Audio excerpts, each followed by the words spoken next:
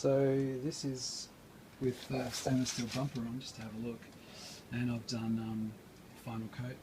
Hasn't been buffed yet, so it'll come up a lot shinier than that, but it's looking pretty nice. Yeah, the idea is to put lots of thin coats. It's pretty obvious, but let's just get the bonnet put in place so I can have a look. And the rest of the trim has to go on the front as well. But it's looking nice, it's got a good shine to it.